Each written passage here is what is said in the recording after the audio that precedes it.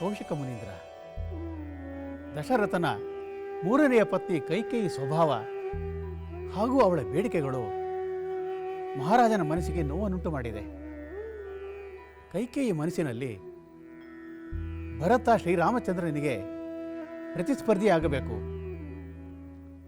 ರಾಮನಿಗೆ ಸಿಗುವ ಯೋಗವೆಲ್ಲವೂ ತನ್ನ ಮಗ ಭರತನಿಗೂ ಸಿಗಬೇಕು, ಕೌಸಲ್ಯಗೆ ತನ್ನ ಮಗನಿಂದ ಸಿಗುವ ಹೆಮ್ಮೆಯು ತನಗೂ ಸಿಗಬೇಕು ಎಂಬ ವಿಚಾರಗಳು ಮಹಾರಾಜನ ಮನಸ್ಸಿಗೆ ನೋವನ್ನುಂಟು ಮಾಡುತ್ತಿದೆ.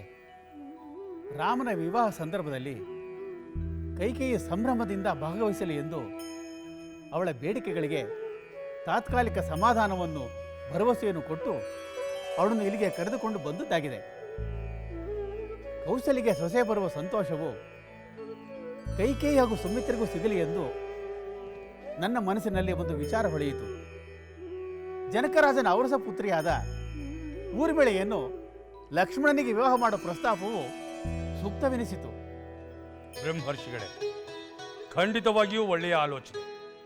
ಏಕೆಂದರೆ ನಾನು ಅಯೋಧ್ಯೆಗೆ ಆಗಮಿಸಿ ರಾಮನನ್ನು ಯಾಗದ ರಕ್ಷಣೆಗೆ ಕರೆದೊಯ್ಯಲು ಸಿದ್ಧನಾದಾಗ ಲಕ್ಷ್ಮಣನು ಸ್ವಯಂ ಪ್ರೇರಿತನಾಗಿ ರಾಮನ ಸಹಚರನಾಗಿ ಯಜ್ಞದ ರಕ್ಷಣೆಗೆ ರಾಮನನ್ನು ನೆರಳಿನಂತೆ ಹಿಂಬಾಲಿಸಿದವನು.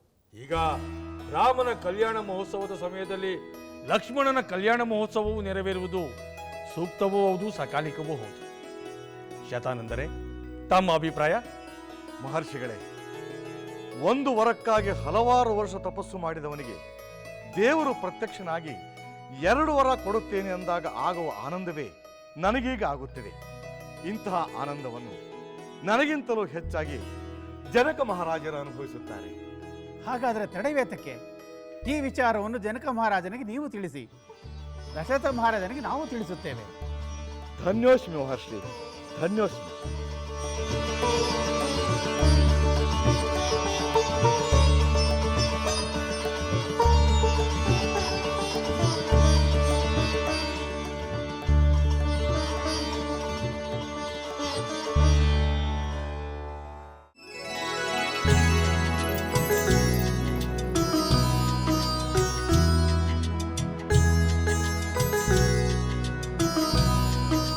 ಸಹೋದರಿಯರೇ, ಈ ದಿನ ಎಷ್ಟು ಸುಂದರವಾಗಿದೆ. ನಾನು ಕೊಟ್ಟ ಒಡವೆ ಚೆನ್ನಾಗಿದೆ, ನೀನು ಕೊಟ್ಟ ಒಡವೆ ಚೆನ್ನಾಗಿದೆ ಎಂದು ಯಾರೂ ಪೈಪೋಟಿ ಮಾಡುತ್ತಿಲ್ಲ. ಎಲ್ಲರಿಗೂ ಇಷ್ಟವಾದದ್ದನ್ನೇ ನನಗೆ ತೊಡಿಸಿ ಆನಂದ ಪಡುತ್ತಿರುವಿರಿ. ಸಹೋದರಿ ಸೀತೆ, ನಾವೇಕೆ ಸುಮ್ಮನಿದ್ದೇವೆ ಗೊತ್ತೇ? ನಾವೇನಾದರೂ ನಿನಗೆ ನಾವು ಹೇಳಿದ್ದೇ ಚೆನ್ನಾಗಿದೆ ಎಂದು ಹೇಳಿದರೂ ನೀನು ಅದನ್ನು ಒಪ್ಪದೆ ಎಲ್ಲರೂ ಹೇಳುವುದು ಚೆನ್ನಾಗಿದೆ ಅನ್ನುವೆ. ಅದಕ್ಕೆ ನಾವು ಕೊಟ್ಟಿದ್ದೆಲ್ಲವನ್ನೂ ಚೆನ್ನಾಗಿದೆ ಎಂದು ಹೇಳುವ ನಿನಗೆ ನಾವು ಅದೂ ಚೆನ್ನಾಗಿದೆ ಇದೂ ಚೆನ್ನಾಗಿದೆ ಎಂದು ಹೇಳಿ ನಿನಗೆ ಸುಮ್ಮನೆ ತೊಂದರೆ ಕೊಡಬಾರದೆಂದು ಸುಮ್ಮನಿದ್ದೇವೆ. ಆದರೆ ನಮಗೆಲ್ಲರಿಗೂ ನಿನಗೆ ಇಷ್ಟವಾಗುವ ಒಡವೆಯನ್ನು ತೊಡಿಸಬೇಕು ಎಂಬ ಆಸೆ ಉಂಟು. ನಿಮ್ಮ ಇಷ್ಟವೇ ನನ್ನ ಇಷ್ಟ ಆದ ಮೇಲೆ ಚಿಂತೆ ಏಕೆ? ನೀವು ಇಷ್ಟಪಡುವುದನ್ನೇ ನಾನು ಇಷ್ಟಪಡುತ್ತೀನಿ, ನಾನು ಇಷ್ಟಪಡುವುದನ್ನೇ ನೀವು ಇಷ್ಟಪಡುತ್ತೀರಾ. ನಮ್ಮ ಎಲ್ಲರ ಇಷ್ಟ ಒಂದೇ ಆದ ಮೇಲೆ ಆಸೆಯು ಯಾಕೆ ಒಂದೇ ಆಗಿರಬಾರದು? ನಿಜ ಸಹೋದರಿಯರೇ, ನಾವೆಲ್ಲರೂ ಯಾವಾಗಲೂ ಒಬ್ಬರ ಸಂತೋಷವನ್ನು ಇನ್ನೊಬ್ಬರು ಬಯಸುತ್ತೇವೆ.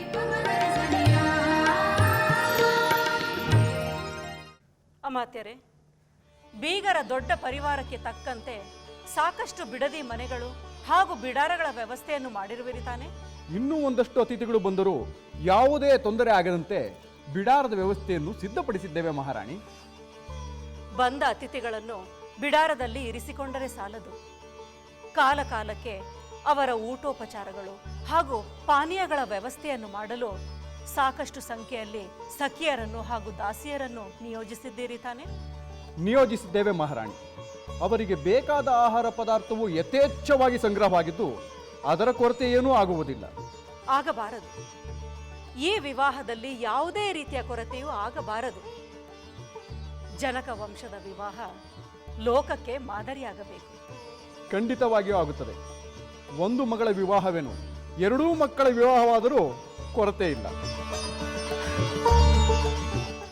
2 ಮಕ್ಕಳ ವಿವಾಹ?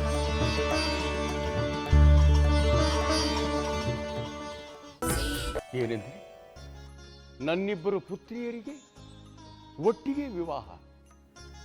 ಆಹಾ ಗುರುಗಳೇ, ತಾವು ಅರುಹುತ್ತಿರುವ ವಿಚಾರವನ್ನು ಕೇಳಿದರೆ ನನಗಾಗುತ್ತಿರುವ ಸಂತೋಷಕ್ಕೆ ಎಣೆಯೇ ಇಲ್ಲದಂತಾಗಿದೆ.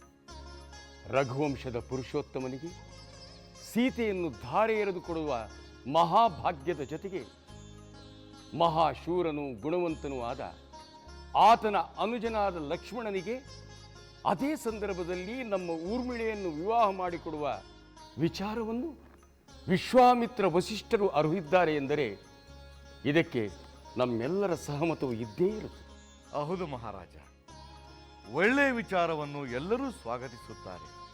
ಸೀತಾ ಊರ್ಮಿಳೆಯರು ರಘುಕುಲದ ಸೊಸೆಯಂದಿರಾಗಿ ಒಂದೇ ಕಡೆ ಸೇರುವುದು ಅವರ ಪೂರ್ವ ಪುಣ್ಯದ ಫಲ ಅಷ್ಟೇ ಅಲ್ಲ, ನಮ್ಮೆಲ್ಲರ ಭಾಗ್ಯ. ನಿಜ ಗುರುಗಳೇ, ನಿಜ. ನಮ್ಮಿಬ್ಬರು ಪುತ್ರಿಯರ ವಿವಾಹ ಒಟ್ಟಿಗೆ ನಡೆಯುವಾಗ ನನ್ನ ತಮ್ಮನಾದ ಕುಶಧ್ವಜನು ಜೊತೆಯಲ್ಲಿ ಇಳಿದಿದ್ದರೆ ಹೇಗೆ? ಆತನು ಈ ವಿವಾಹವನ್ನು ನೋಡಿ ಆನಂದಿಸಲಿ, ಜೊತೆಗೆ ಸಹಕಾರಿಯಾಗಿರಲಿ. ಈ ಕೂಡಲೇ ನಮ್ಮ ರಾಹುತನನ್ನು ಸಾಕಾಂಕ್ಷಿ ನಗರಿಗೆ ಕಳುಹಿಸಿ ಕುಶಧ್ವಜನನ್ನು ಇಲ್ಲಿಗೆ ಬರುವಂತೆ ಮಾಡುತ್ತೇವೆ. ಜೊತೆಗೆ ಊರ್ಮಿಳೆಯ ವಿವಾಹ ವಿಚಾರವನ್ನು ನಮ್ಮ ಸುಮೇಧಳಿಗೆ ತಿಳಿಸುತ್ತೇವೆ.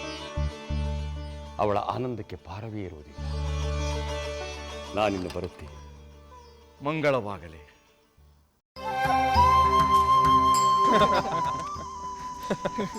ಸಹೋದರರೇ, ತಾಟಕಿ ಎಂತಹ ಕ್ರೂರಿ ಮತ್ತು ಮಾಯಾವಿ ಗೊತ್ತೇ?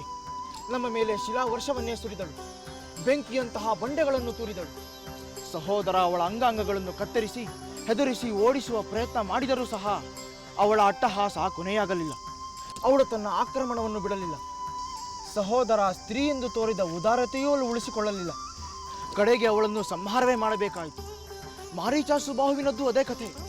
ಮಾರೀಚನನ್ನು ಸಹೋದರ ಮಾನವಾಸ್ತ್ರದಿಂದ ಸಮುದ್ರಕ್ಕೆ ಹೋಗಿ ಬೀಳುವಂತೆ ಮಾಡಿದ. ಅದನ್ನು ತಿಳಿದೂ ಸಹ ಸುಬಾಹು ಆಕ್ರಮಣ ಮಾಡಲು ಬಂದು ಪ್ರಾಣವೇ ತತ್ತ. ಸಹೋದರ ರಾಮಚಂದ್ರ, ಆ ರಾಕ್ಷಸರುಗಳನ್ನು ದಮನ ಮಾಡುವ ಶಸ್ತ್ರಗಳ ಶಕ್ತಿಯು ನಿನ್ನಲ್ಲಿ ಅಡಗಿದೆ ಎಂದು ನನಗೆ ತಿಳಿದೇ ಇರಲಿಲ್ಲವಲ್ಲ? ಸೋದರ ಭರತ, ಲಕ್ಷ್ಮಣ ನನ್ನ ಮೇಲಿನ ಪ್ರೇಮದಿಂದ ನನ್ನ ಶಸ್ತ್ರಾಸ್ತ್ರಗಳ ಪ್ರಯೋಗದ ವಿಚಾರ ಮಾತ್ರ ಹೇಳುತ್ತಿದ್ದಾನೆ. ಆದರೆ ಮಹರ್ಷಿ ವಿಶ್ವಾಮಿತ್ರರು ನಮಗೆ ಯುದ್ಧ ಕ್ಷೇತ್ರದಲ್ಲಿ ಯಾವ ಆಯಾಸವೂ ಆಗದಂತೆ, ನಮ್ಮ ಕಾಂತಿಯನ್ನು ಕಳೆದುಕೊಳ್ಳದಂತೆ ಅತಿಬಲ ಮಹಾಬಲ ವಿದ್ಯೆಯನ್ನು ಬೋಧಿಸಿದ್ದು, ಶಸ್ತ್ರಾಸ್ತ್ರಗಳನ್ನು ಉಪದೇಶಿಸಿದ್ದು ನಿಮಗಿನ್ನೂ ತಿಳಿಸಿಲ್ಲ. ಆ ಅನುಗ್ರಹವೇ ನನ್ನ ಪರಾಕ್ರಮಕ್ಕೆ ಕಾರಣವೆಂದು ತಿಳಿಸಿ. ಸಹೋದರ ರಾಮಚಂದ್ರ, ಹಾಗಾದರೆ ಶಿವಧನಸ್ಸನ್ನು ಮುರಿದದ್ದು ಯಾವ ಪರಾಕ್ರಮದಿಂದ?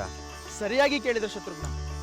ಶಿವಧನಸ್ಸನ್ನು ಮುರಿಯುವಾಗ ಸಹೋದರ ಕಾಳಗದಿಂದ ಆಯಾಸವಾಗುವಂತಹ ಸಂಭವವೇ ಇರಲಿಲ್ಲ. ಬಲಿಷ್ಠ ಶಸ್ತ್ರಾಸ್ತ್ರ ಉಪಯೋಗದ ಅವಶ್ಯಕತೆಯೂ ಇರಲಿಲ್ಲ.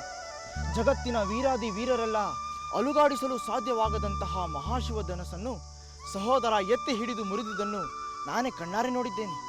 ಅದು ಸಹಜ ಪರಾಕ್ರಮ ಎನ್ನುವುದರಲ್ಲಿ ಸಂದೇಹವೇ ಇಲ್ಲ. ಲಕ್ಷ್ಮಣನ ಮಾತುಗಳನ್ನು ನಾನೂ ಒಪ್ಪುತ್ತೇನೆ. ಸಹೋದರನಲ್ಲಿ ಸ್ವಭಾವತಃ ಪರಾಕ್ರಮವಿದೆ. ಜಗತ್ತಿನಲ್ಲಿ ಏನನ್ನಾದರೂ ಸಾಧಿಸಬಲ್ಲ ಎಂಬ ನಂಬಿಕೆ ನನಗಿದೆ. ರಾಮಚಂದ್ರನಿಗೆ ಜಯವಾಗಲಿ. ಜಯವಾಗಿದ್ದಾಯಿತು, ಈಗ ಮದುವೆಯಾಗಲಿ. ಅವೆಲ್ಲವೂ ನಿಮಗೂ ಆಗಲಿ.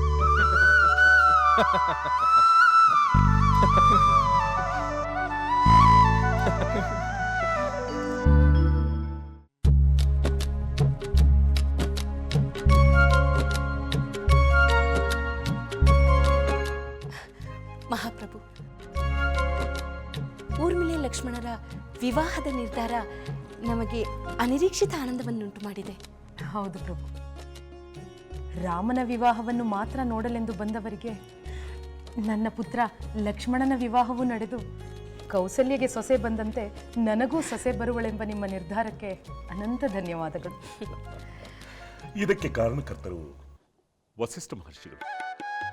ಅವರ ಸಲಹೆಯಂತೆ ಸೀತಾರಾಮರ ವಿವಾಹದ ಸಂದರ್ಭದಲ್ಲಿಯೇ ಊರ್ಮಿಳೆ ಲಕ್ಷ್ಮಣರ ವಿವಾಹವೂ ಕೂಡ ನಿಶ್ಚಯವಾಯಿತು. ಮಹಾಪ್ರಭು, ಈ ನಿರ್ಧಾರದಿಂದ ನಮ್ಮೆಲ್ಲರಿಗೂ ಆನಂದವನ್ನುಂಟು ಮಾಡಿದೆ. ಆದರೆ ಕೈಕೇಯಿ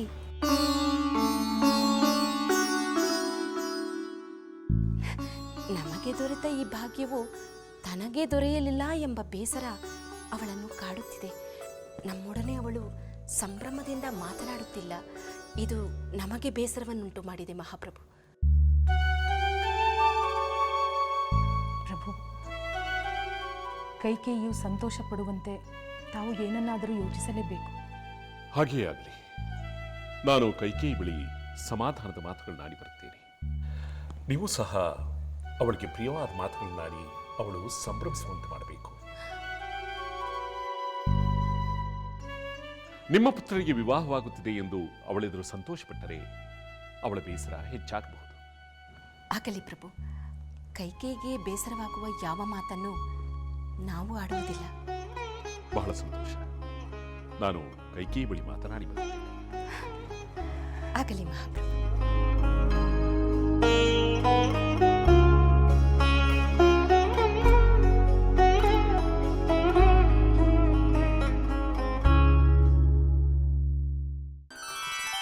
ಆಹಾ ರಾಜಕುಮಾರಿಯರೇ, ನೀವು ಮಾತನಾಡುತ್ತಿರುವುದು ಕೇಳಿದರೆ ನಿಮ್ಮಂತೆ ಆ ರಾಜಕುಮಾರರು, ಆ ರಾಜಕುಮಾರರಂತೆ ನೀವೋ ಎಂಬ ಅನುಮಾನ ಉಂಟಾಗುತ್ತಿದೆ. ಯಾವ ರಾಜಕುಮಾರರು ಸಖಿ? ನೀನು ಅವರನ್ನು ನಮಗೇಕೆ ಹೋಲಿಸುತ್ತಿರುವೆ? ಹೌದು, ನಮ್ಮಲ್ಲಿರುವ ಅನ್ಯೋನ್ಯತೆಯು ಈ ಪ್ರಪಂಚದಲ್ಲಿರುವ ಯಾವ ಸೋದರರಲ್ಲೂ ಯಾವ ಸೋದರಿಯರಲ್ಲೂ ಇಲ್ಲ. ನೀವು ಅವರ ಮಾತನ್ನೇ ಕೇಳುತ್ತಿದ್ದರೆ ಈ ಮಾತನ್ನಾಡುತ್ತಿರಲಿಲ್ಲ. ರಾಮಚಂದ್ರ ಮತ್ತು 3 ಸೋದರರು ಕೂಡ ಒಬ್ಬರನ್ನೊಬ್ಬರು ಸಂತೋಷಪಡಿಸುವ, ಪ್ರಶಂಸಿಸುವ ಮಾತೇ ಆಡುತ್ತಿದ್ದರು. ಹೌದೇ? ಅವರೇನು ಹೇಳಿದರು? ನೀನೇನು ಕೇಳಿದೆ? ಹೇಳುತ್ತೇನೆ. ಅವರುಗಳು ರಾಮಚಂದ್ರನಿಗೆ ಜಯವಾಗಲಿ. ಜಯವಾಗಿದ್ದಾಯಿತು. ಈಗ ಮದುವೆಯಾಗಲಿ. ಅವೆಲ್ಲವೂ ನಿಮಗೂ ಆಗಲಿ.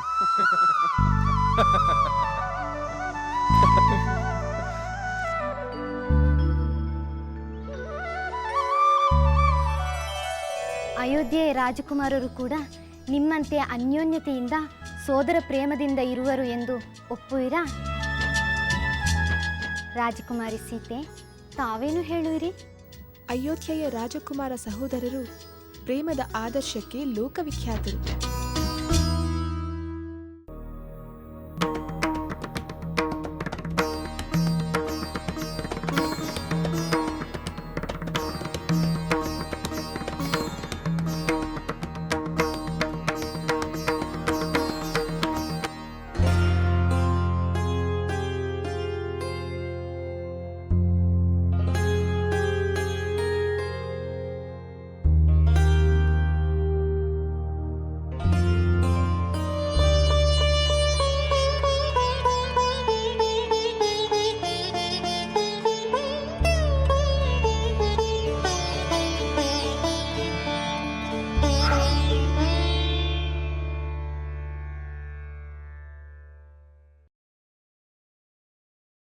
ರಾಣಿ, ಕೈಕೇಯಿ ಏಕೆ ಹೀಗೆ ಏಕಾಂಗಿಯಾಗಿ ಕುಳಿತು?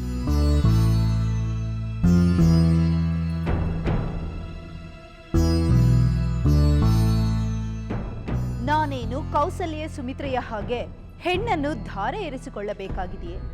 ಸೊಸೆಯನ್ನು ಕಂಡು ಹಿಗ್ಗಬೇಕಾಗಿದೆಯೇ? ಅದಕ್ಕಾಗಿಯೇ ನನ್ನ ಪಾಡಿಗೆ ನಾನು ಕುಳಿತಿದ್ದೆ. ರಾಣಿ, ರಾಮನ ವಿವಾಹದೊಂದಿಗೆ ಲಕ್ಷ್ಮಣನ ವಿವಾಹವು ನೆರವೇರಬೇಕೆಂದು ಗುರು ಹಿರಿಯರು ಅನಿರೀಕ್ಷಿತವಾಗಿ ನಿಶ್ಚಯಿಸಿದರು.